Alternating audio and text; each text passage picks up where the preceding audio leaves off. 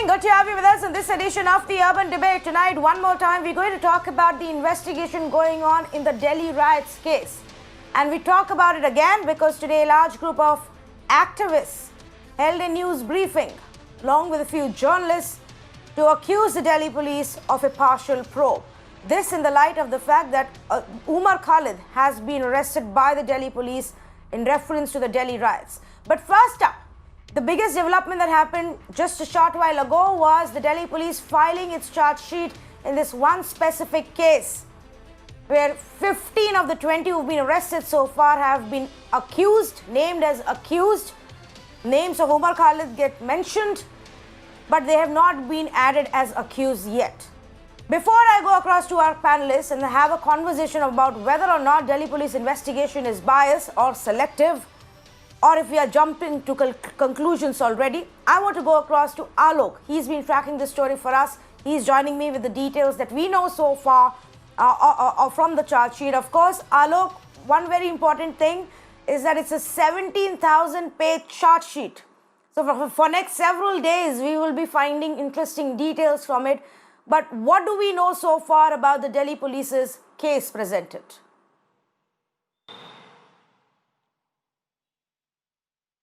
Well, Tanvi, that today it was an important day because the charge sheet that is filed, that was a very prominent and very significant charge sheet that is related to Delhi riots. This charge sheet is related to basically about the conspiracy that was hatched before the riot. And the special cell was basically given this investigation to unearth that thing, that how the whole conspiracy was hatched and who are the people behind that. Through this charge sheet, Delhi police has tried to ascertain, and in fact they have managed to put before the court that there are people who were basically the part of anti-CA protesters. And many of them were the speakers as well. They were the part, and they were instigating the people to do the chakka jam, to do the roadblocks, because these are the things that is mentioned in the charge sheet. And there were various WhatsApp group that was made, and in fact during the time of anti-CA protest there were 25 protest sites that include Jafrabad, and also that also mentioned the Shaheen Bagh protest. And during these protests, there were people who were working and they had made around 7 to 8 WhatsApp groups. And in these WhatsApp groups, those people who were managing these WhatsApp groups, they were the basically instigators. They were provoking people as well. Not only they were delivering speeches, they were also managing the person who were working on ground. In fact, in the charge sheet, that is also clearly mentioned that through these groups only, through these WhatsApp group only, there were people who were asked to collect the arms and ammunition to do the riot, specifically do the confrontation with the enforcement agencies, basically the Delhi police. And if the confrontation happen, then you have to use these arms and ammunition. This is specifically written in the charge sheet. This is around 17,500 pages charge sheet. 750 people who are the witnesses. These are eyewitnesses, which the police has mentioned, and around 600 persons. In fact, 51 persons are there whose statement has been written as the 164 CRPC. That is very important point. So this is what the charge sheet is.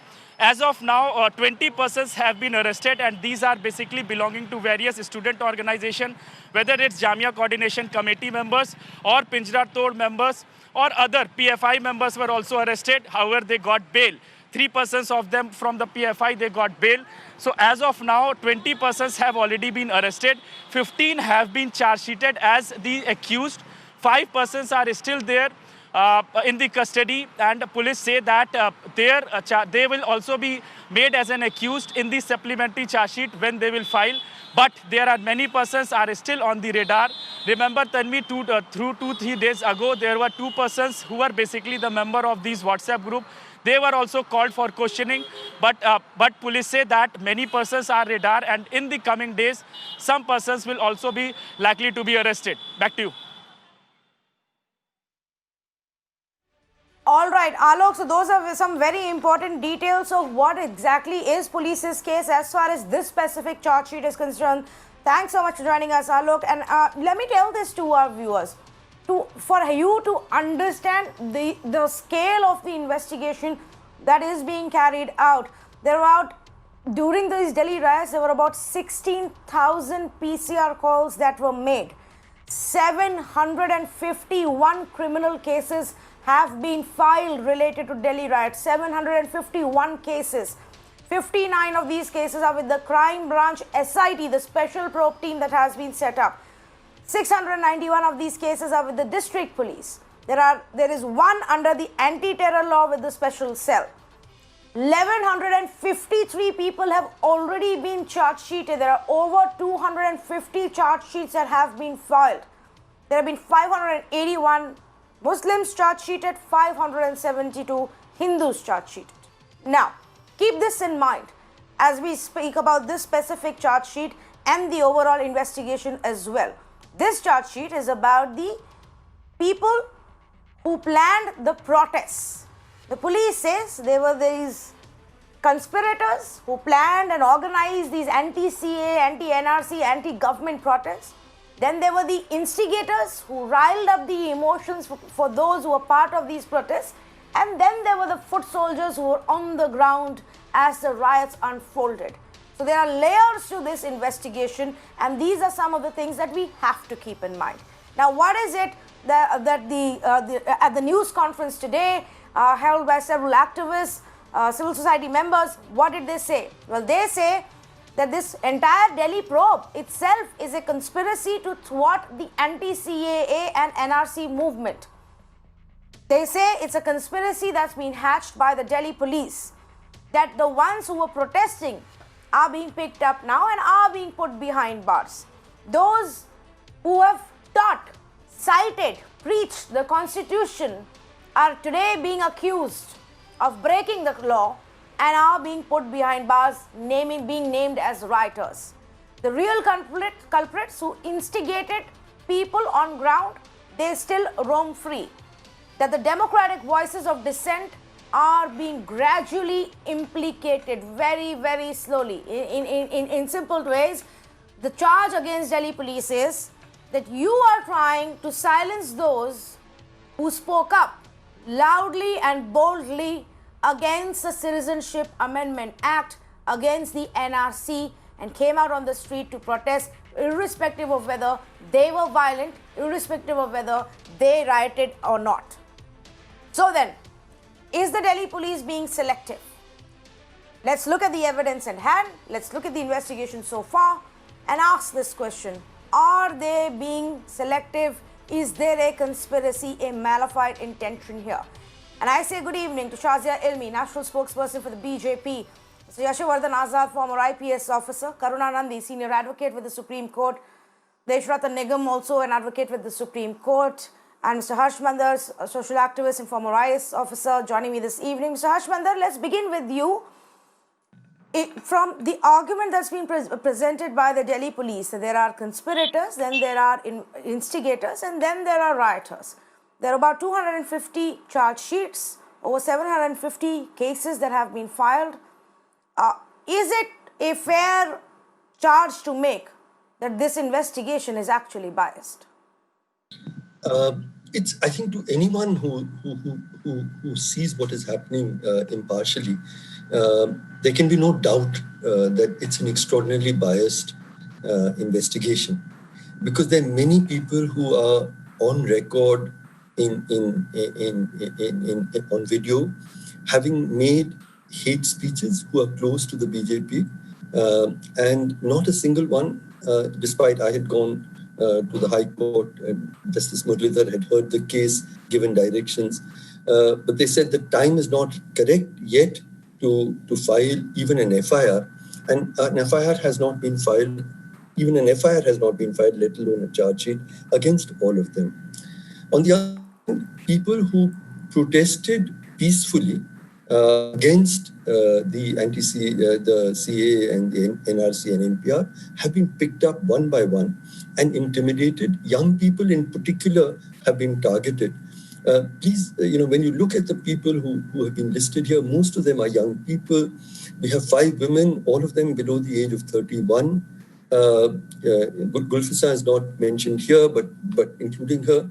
So there's a very specific character to what is being done. Basically, they're saying that that protesting against the citizenship law was an act, was really an act which was an act, or it used the constitution, it used the national flag, it used the national anthem, it brought people on the streets. To all of us, it was the first time, I think, since Mahatma Gandhi's last fast, where we have seen tens and thousands of people coming onto the streets, Hindu Muslims together, for Hindu-Muslim unity, for a country that is based on love and equality. But that is not how the police is portraying all of this. The charge that an insurrection was being planned on WhatsApp groups, on open WhatsApp groups, is that how insurrections are being planned? Is that what the Delhi police really believes? That in open WhatsApp groups with hundreds of members, with all sorts of unruly discussions, etc., that this is their fundamental central core of what they're saying is their evidence. It is so absurd and so transparently biased. And I think that the purpose is very clear to me. It is to crush any possibility of democratic dissent being voiced by particularly young people, and the ideas of Hindu-Muslim unity, of the constitution and what it promises. That is the antithesis of the ruling establishment and what its imagination for this country is. And it is really to crush the possibility of these voices being raised again. They will not succeed. I'm quite certain we will continue to raise our voices, whatever happens, because too much is at stake. The idea of a country that is based on love and equality. Okay, let me then bring in Shah Zelmi. Shah Zelmi, you heard what Harshmander said. This is essentially why many today are extremely upset, outraged, and speaking up again about youngsters, students, people who are protesting against NRC or CA and peacefully protesting being put behind bars. Where is the evidence that they are the ones who are writing on ground? So, Tanvi, I've been listening quietly, and there was a long package. There was this update by a correspondent and a long soliloquy after that. Now, I want to read out something from The Wire. You would know, if you know a little bit about politics of the press, it would not be biased towards the BJP. So let me quote from The Wire and read out this, that according to one of the charge sheets filed by the Delhi police, a WhatsApp group called Kattar Hindu Ekta, which loosely translates to radical Hindu unity, sprang into existence. And over the next 36 hours, members of the group killed 9 Muslims in Bhagirathi Vihar. They have all been arrested and their names are there in the charge sheet. So this will never be mentioned by somebody like Harsh Bandar or Prashant Bhushan, because this does not go, and it's not in accordance with the narrative that they bandy around, which they're stuck, unfortunately, and which they're so glued to that they can't get rid of it. So any kind of objectivity is impossible here. The same number of Hindus and Muslims both have been arrested, charge sheeted. The number is almost the same. And the presumption here is that if more Muslims die, because this is what I hear on every debate, if the number of Muslims who have been killed is more than that of Hindus, obviously it would be the Hindu instigators. My theory is that the instigators, the provocators, and the writers are not Hindus or Muslims. They wanted to create an image and tarnish the image of India before Trump's visit, which is why they planned it.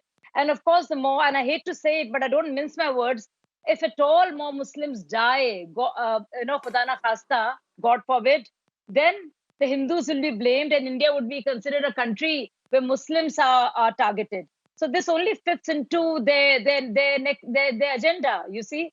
This is how vicious this lobby is, that they would even kill to prove a point.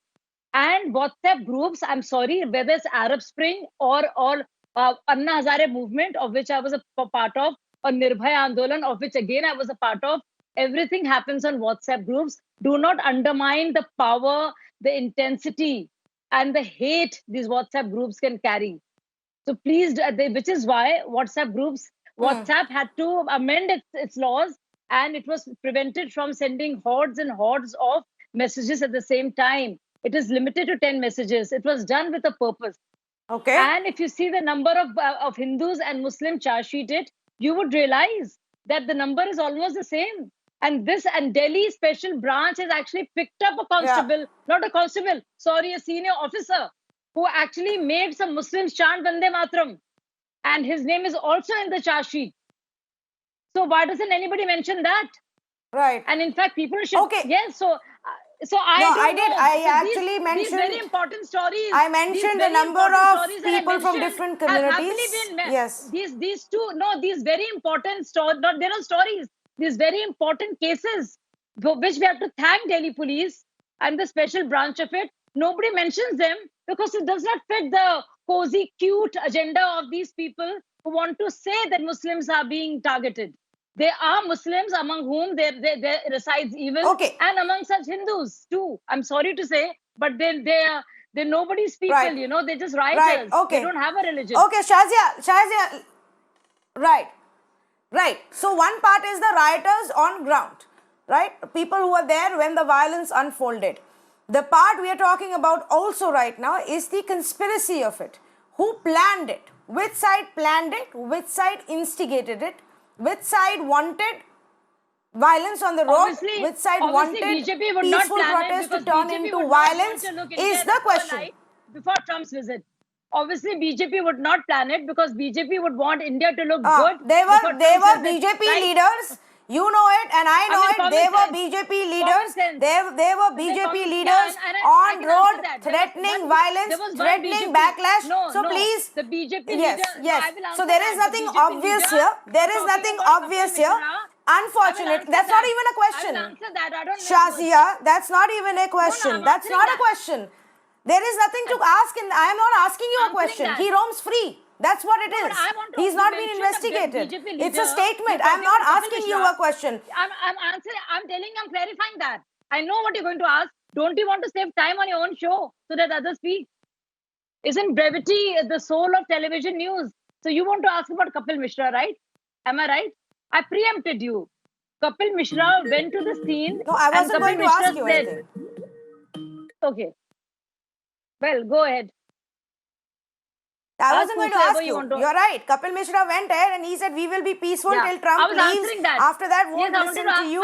Fact of the matter is, you will say violence unfolded on that very day. It doesn't mean that everybody follows Kapil Mishra's word by word. It's enough to instigate people and rile up sentiments is the point. Abhay Verma of the BJP on 25th of February said police ke hatyaron ko goli maro and the rest everybody really knows. This happened during the violence, when the violence was going on. So there is no question here being the point. Mr. Yashovardhan Azad, let me come to you. Let me also, as I come to you, Mr. Yashovardhan Azad, read out some of the comments made by various courts.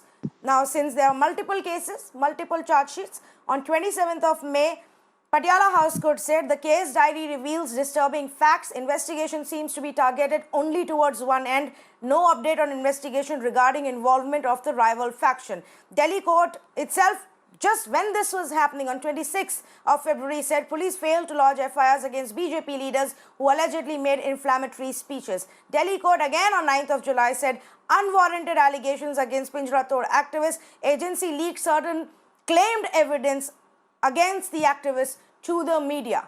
And again, the police was asked, why are you focusing only on one side? Mr. Yashovardhan Azad, not just about Hindus versus Muslims, but is there merit to charge that the investigation is biased or focused on one side, maybe the side that was protesting against the CAA? You know, the problem with this debate, Tanvi, is that people are arraigned on two sides. Either the Delhi police, whatever it has done is absolutely correct, or whatever Delhi police has done is with a fixed narrative and it's biased. I think the truth lies somewhere in between. There are 2, 3 points, and you'll have to have patience to listen to me because I'm bringing facts and statistics which clearly prove where the Delhi police has done a very meticulous job and where it could have done more. It has done a meticulous job today, let me tell you, because in the case which they have put up so far, I don't know which court references you're talking about, because the court has taken cognizance in 6 cases so far. Now, as per the charge sheets which have been submitted, you're right that and even Shazia is right that the Hindu-Muslim numbers of arrests are equal. So on that point, we cannot fault the police. Secondly, let me tell you that putting up a case of UAPA is not easy. So it means a lot of work, not only for WhatsApp research group. It also talks about meetings. It also talks about vacating a lot of school buildings for a particular purpose, also near mosques. And there are a host of other things which have also come. If you read the charge sheet, there is tremendous amount of information which has been given. So merely to say that this has been done to target only CA protester, maybe I will not go to that extent. But the issue where the bias investigation, etc., we are talking about is one point, that where it trips over to UAPA and where it remains only infringement of law and order. And Mr. Nigam would definitely appreciate what I'm trying to say, or Garna Mesnandi also, that, infringement of law and order, blocking roads, creating a kind of a mayhem, and then an provocation or instigation to that point which leads to an armed confrontation with the state. I think that is what Delhi police has to prove. And in that, they claim that they have all the information. So here is this point about the biased relation. But the second point which I want to tell you is that it is not only the Delhi police which has been investigating through the SIT cells or the crime branch. There is a band of 11 prosecutors. There are 3 other assistant prosecutors. There are 4 special courts, etc. And let me tell you one thing. Recently, very few people know, in the High Court, the bail was moved for one of the Pinjara Tod activists. And I'm speaking facts without any value judgment. And when the bail went up to the High Court judge, he wanted personally to see in his chamber what exactly is the case. And then after that, he denied bail. So what I'm saying is, we can't just cast away everything and cast total aspersion on the Delhi police. This is not correct. Let me tell you another thing. The amount of scientific evidence and technology which has been used this time perhaps has never been used before, whether it's the facial recognition software, whether it's the use of Vahan portal, whether it's the use of CCTV, licenses, etc., etc. It's a pretty impressive array. So you can't say that it has been built out of air. But one thing I agree, which Harsh Mandar says, and I respect him greatly for his work, is that the Hindu-Muslim unity will not crack because of these incidents, whether it's one way or is the other way. Now, lastly, the point which you brought about the activists, these Mr. Kapil Mishras, Mr. Anurags and all that. Of course, the Delhi police should have. Kapil Mishra was called to the police station. If it was London, Anurag Mishra should have been called to the police station and see. The point again to be seen here is whether their statements were provocative enough which instigated the riots. So what I'm saying is that the Delhi police today is comfortable because the matter is in High Court. Of course, in High Court it will be withdrawn, the matter is pending in the Sessions Court. And therefore they say that because it is sub judice, we are not taking action. But yes, certainly, in fact, as the minister is concerned, he should have been reprimanded and even thrown out because it's a very irresponsible statement to make, and so were the others. Thanks. Right. Done. Right. In fact, because you raised that point, let me just elaborate on it. One of the references that I made to the Patiala House Code observations were in reference to one case that is being handled by the Special Cell of Delhi Police. And this observation was made on 27th of May when the Patiala House Court was hearing, the plea filed against 30-day custody of Jamia Millia Islamia student Asif Iqbal Tanha. It's one of the FIRs in this case being investigated by the special cell. And at that point of time, Additional Sessions Judge Dharmender Rana made these observations saying that the investigation seems to be targeted only towards one end. I must also point out, within a week after this comment, the charge sheet against the other side, as is being saying, which is more towards the against the Hindus, was then filed by the police after the court made these observations. Let me bring in two other panelists, also legal experts, for their views on it. And let us begin with Mr. Yashovardhan Nigam, and then we'll go to Karuna Nandi. Mr. Nigam, the point that has been raised by multiple guests, today and earlier as well, is the use of the anti-terror law by the Delhi police in this case, and for what is being presented versus the usage of that law. Do you think that's right to be using that law for the crime that we've seen? And if it is so, should the Delhi police continue to investigate? Should they hand it over to some other agency if indeed it is an act of terror? Let us be very clear and put the facts on the right perspective. The facts are that the riots were premeditated. There was a lot of planning, organization, command, control, and communication structure, as the charge sheet shows, and a deep-rooted conspiracy. And a lot of disclosures and confessional statements are there. Yes, confessional statements made to the police are not admissible per se in law, and the police have to prove it through various evidences and corroboration. And the role of PFI, which has had its hands on a number of terrorist activities, and the role of foreign funds coming into their accounts and distribution of that money to the people around, is also a matter of record. Yes, all these things have to be proven. So we are not here to do media trial. This is a charge sheet, and a charge sheet, the charges have been leveled and they have to be proved to the court of law. And the investigation that took place was an open investigation. And as the police was able to find out various evidences, and the names of the people kept on adding up. And to say, and I heard Harsh Mandar very carefully, his statement clearly had no facts nor any law. It was based merely on his relationship with the people who are being named now, or his friendship or perception. I, as a lawyer, will certainly, will not call these people guilty who have been called it, because they have not yet been given that status by the court. They have a right, and so far as Anurag or anybody else is concerned, the matter was investigated, and probably when you file a charge sheet, right from the first incident to the last incident, complete chain has to be made. There has to be no chinks in the chain, no broken pieces or no missing links. And therefore only then a charge sheet comes into the picture. The moment there is a doubt, as a lawyer, I would always advise prosecution not to include that person's name. And therefore, at this stage, since the matter is sub judice, I think one has to wait the outcome of the entire trial. And the oral observations of the courts have no meaning. Please understand. A lot of things go on in the court, but what is reflected in an order is what matters. Because as lawyers, we argue in court, courts put a question, make observations, but finally those are not included in an order. So at this stage right now, various names have come. It's a conspiracy charges, terrorist charges because of the UAPA and because of the PFI, the money coming from outside, their hands in terrorist activities, certain people involved, and using other innocent people also.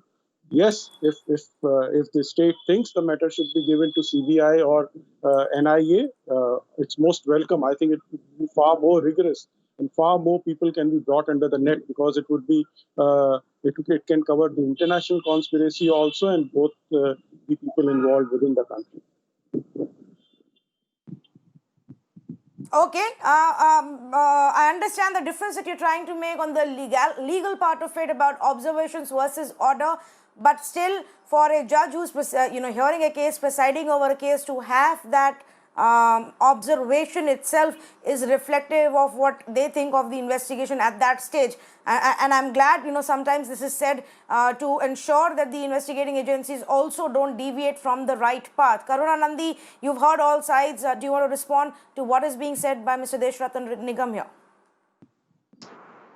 What everyone said is interesting and incomplete.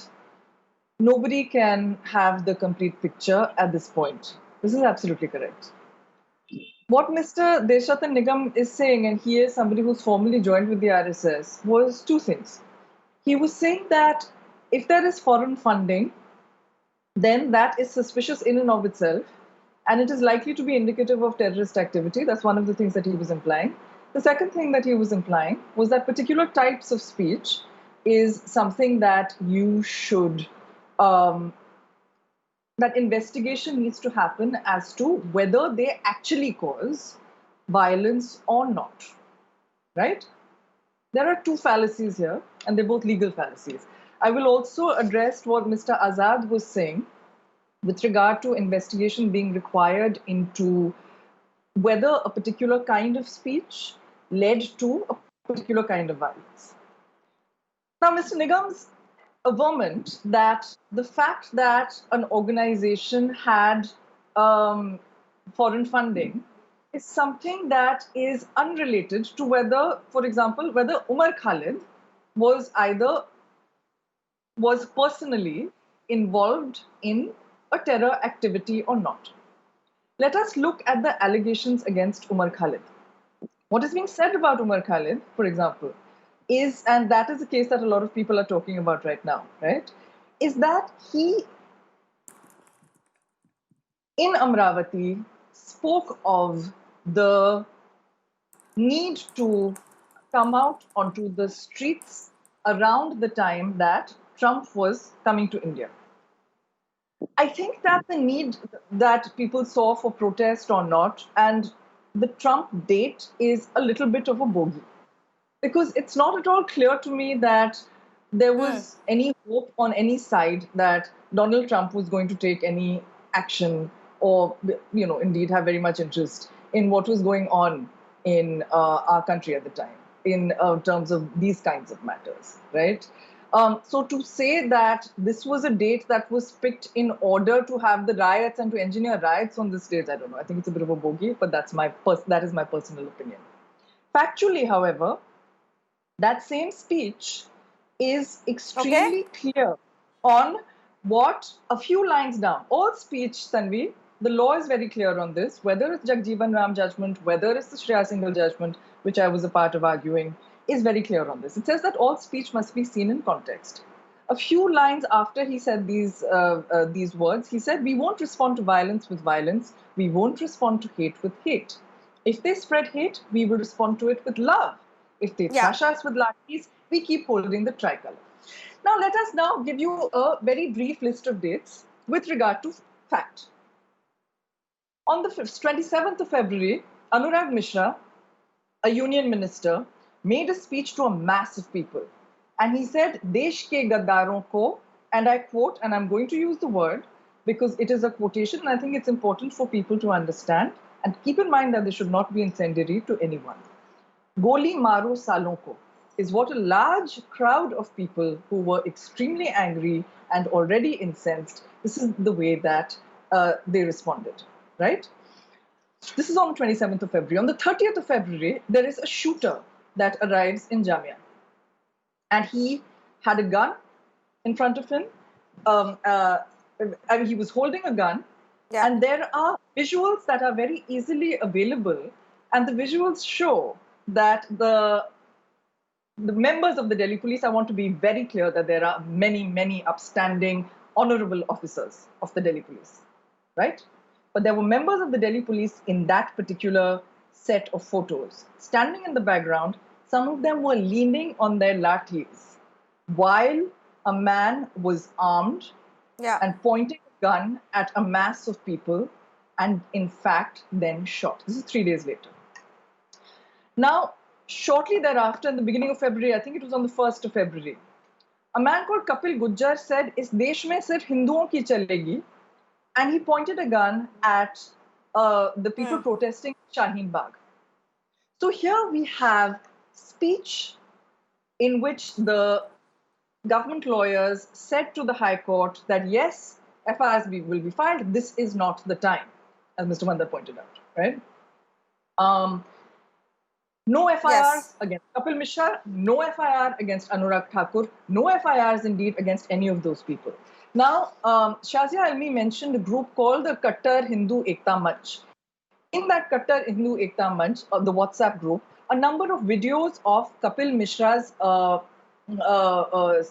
speech was circulated repeatedly, and it was said explicitly, right? Some of those records are public. It was said explicitly that that is what was causing the actions of the Kattar Hindu, whatever they call themselves.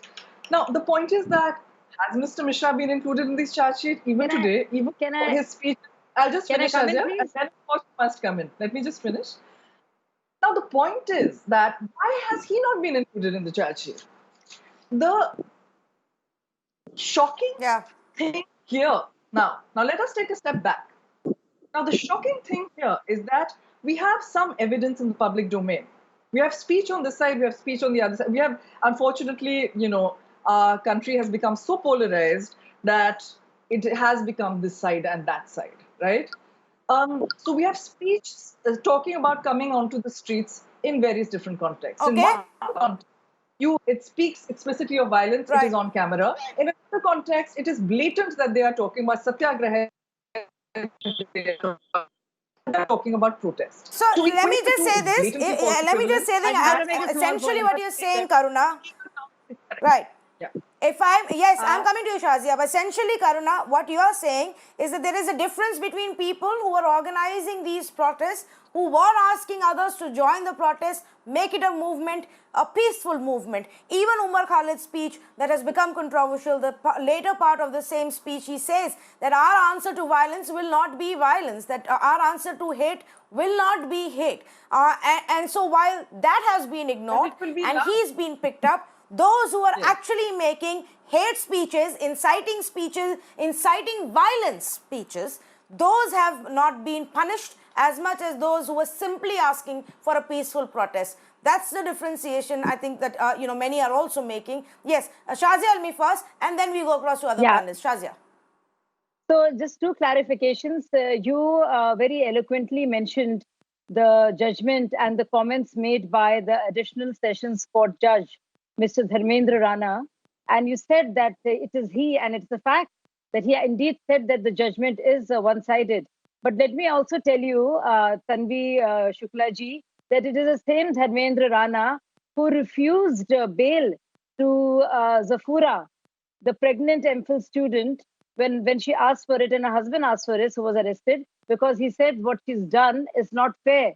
So every case, there are merits and demerits. And everything is seen on the basis of what is brought in terms of evidence. So the same Dharmendra Rana, who's quoted by all and sundry of one, about his verdict, becomes his great judge, being the upholder of the secular values. But it is the same judge who refused bail to Zafura. You should know that. And second, and most importantly, Kapil Gujjar's name was mentioned. Let me tell you, within 2 days, we found out that Kapil Gujjar actually belonged to Aam Aadmi Party. And his father belonged to Aam Aadmi Party, and he was seen campaigning for Aam Aadmi Party just 2 days before he brandished the gun.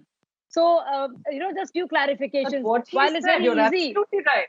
But there were many people who were Aam Aadmi Party, as we know. Some good, some less good. No. Why? But you, Karuna, it's my turn. It's my turn. But you mentioned, you forgot to mention because the whole theme seems to be it's about BJP. So I must step in and say Kapil Gujjar was from Aam Aadmi Party. That is being fostered by the BJP and other parties in power, and I think that's my point. So Kapil Gujjar is from Aam Aadmi Party, and he was the one who brandished, and this was just before the Delhi elections.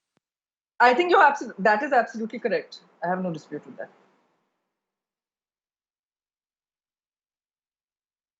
Okay. So let me then take this point a little further. The difference between and what is being repeatedly highlighted, Mr. Yashovardhan Azad, that those who actually made speeches in pushing and provoking violence, calling for a hard-hitting response, got away, while those who actually just simply call for protests and people to speak up against a government policy because they believe this policy is wrong are the ones who are being punished.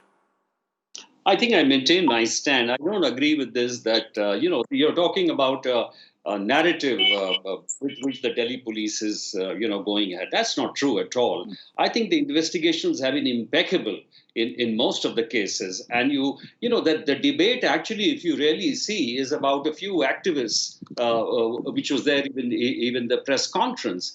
And in that, I have told you the distinction between where it is the infringement of law and order and where it trips over to actually UAPA Act. But 90% of the cases, there's no dispute at all. And to say that they have been arresting only people who have been, protesting against the state, that's not correct. So by and large, the investigations have been correct. And in these cases, it's with the court to decide. And as I've already told you, even High Court has rejected bail.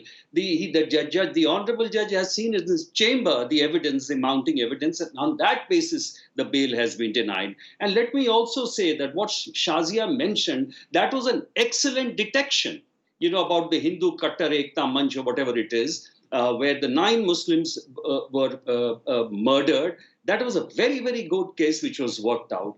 So that's why I'm saying now the last part, which is about the why they should have taken action in this case also, I totally agree with you. But please remember that this is about the Delhi riots charge sheet cases. Many of the incidents which are talking about are outside the ambit. The 23rd it started, it was conflagrated and it picked up, like fire. On 25th, the new police commissioner had joined. NSA also took a round, and then it started petering down. So, this is where we are talking about the provocation, instigation, etc., etc. And in that, it is really, again, another issue altogether, why the minister was not called to the police station. Kapil Mishra, I think, was already called. Why the cases were not registered, whether the prosecution did not. But let me tell you, with the kind of police system you have here, this is not London Metropolitan Police, where no one says anything about the investigation. Can any policeman call today a minister to the police station? No. That is the tragedy. And that is why we are talking about autonomy. That is why we are talking about police reforms. But with the kind of opinions the states have till now, I don't think that is possible. And that malady will remain. And mind you, this is not only Mr. Azad, then should we just accept the fact? Last point. And it was also there throughout in the Congress regime. So there's no difference. Should we then just accept the fact that for the police force, it's easier to put students behind bars under the anti-terror law than to even ask a few questions to people who may be linked to the ruling parties? Are you asking me? Mr. Azad, that question to you. Come in here after he's done. Yes. Yeah. Once again, please, Tanvi, I didn't hear. Yes, so I mean, are we to simply accept this fact that in our country, protesting students, it's easier to just put them behind bars under the anti-terror law than to even ask a few questions to people linked to ruling parties? No, again, this is a very generalized statement. This is opinion. Where are the facts you're talking about? I'm saying that, in the charge sheet... The fact is that there were BJP leaders on ground when the riots were unfolding, saying, caught on camera, making these statements, standing next to policemen who roam free, who are not charge-sheeted or behind bars, but students who are in another part of the country making peaceful speeches are being booked for sedition and anti-terror and terror. No, that is not true. That is not true. Should I tell you Shazia, one second.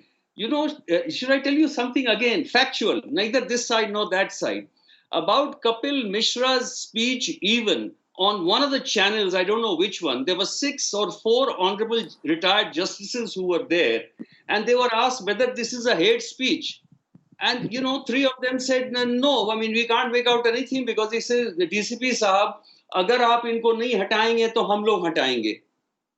If you take it in isolation, what does it mean? It doesn't mean anything. I think it was a most idiotic, irresponsible statement to be made. But is it an instigation of riots? Let's be, absolutely impartial. Is it? Is it an instigation? So you have to see On things. the day that riots unfolded, yes, I think it is. But perhaps I'm not the judge to, But I'm very make a surprised, comment Tanvi, on that it. you haven't At least mentioned there Tahir should have been a Hussain. fair process One of second, Tanvi, I'm very presenting this surprised charge that you sheet. haven't mentioned Tahir Hussain. Tahir Hussain is an accused. on Because the Tahir sheet, Hussain is an Let me accused, answer this Shazia, and entire he has debate. been arrested. He's been charge sheeted. But I am I'm sorry, I surprised don't that have this entire biases debate you haven't unlike you mentioned about his this, name in one. Shazia. activists were I am there. simply I'm talking very about surprised the that you haven't neutrality mentioned of the his name Delhi in one. police. Can't What take a narrative. action has been taken? What action has been taken against Abhay Verma, who says police ke hatyaron ko goli maro? Why should I? He is charge sheeted. He is behind bars. What is there to debate? Elections. But you're talking about the role of people who participated in the riots, and you don't want to mention Tahir Hussain. Why say lily-livered? You're talking about the Delhi riots. No, I am because my question is about the people who have not been incarcerated, who should be incarcerated. Very simply, I'm very fascinated. I'm not going to sit here and pat the Delhi police for doing their job. Nobody is patting them. Please, you should say the Delhi police did it. I am Can I going to come ask in? questions of the Delhi police when they don't do their job. I am sorry. People may have forgotten in this country. 1 minute, please. Now, 1 minute, please. I want to make this very clear. I am sorry. People may have forgotten in this country what a journalist's job is. Let me remind it. Let me remind everybody. And I don't want to be interrupted on this. If somebody is not going to show me the courtesy for me to finish my point without interruption, then I will have to ask for their volume to be put down. I am sorry if in this country people have forgotten what the job of a journalist is. Let me remind everybody. It is to ask questions of agencies, authorities, governments when they don't do their job.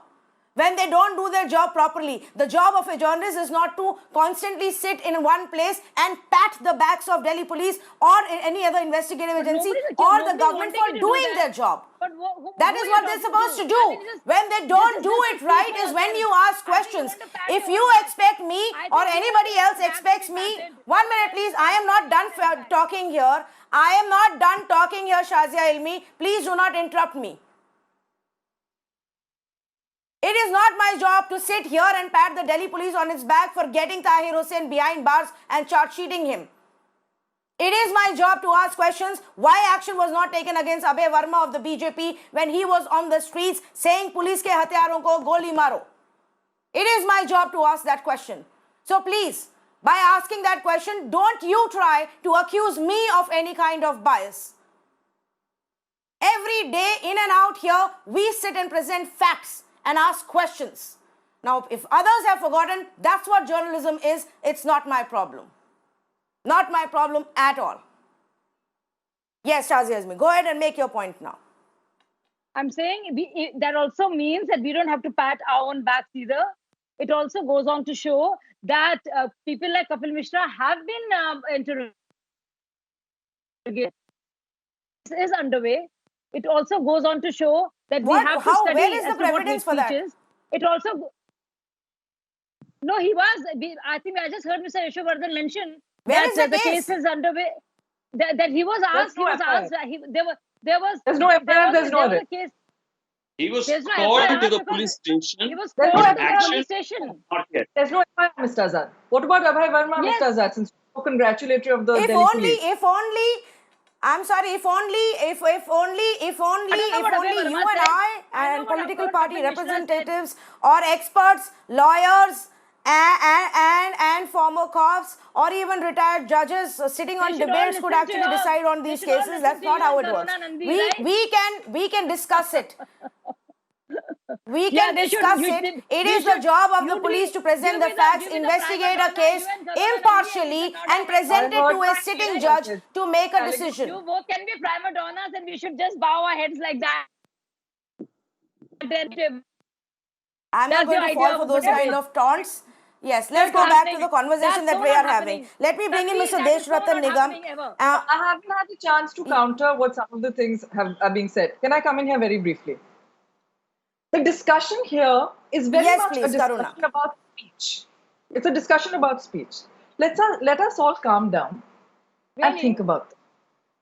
Now, the discussion about speech is in three contexts. Firstly, whether that speech is incendiary and whether it has caused a riot or not.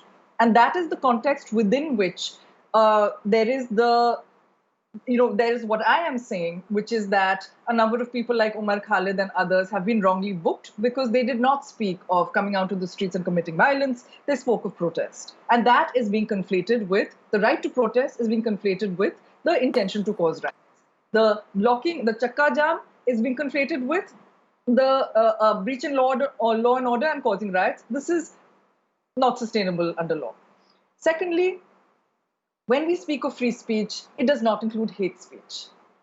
For example, today in the Supreme Court, it was very clear that it was said that one of the, I beg your pardon, was it yesterday? One of the statements that was made in court and was that prior restraint is permissible when it comes to hate speech of the kind that Sudarshan TV made. The third thing I think is very important, and I would encourage you all to watch The Social Dilemma. It's on Netflix, right?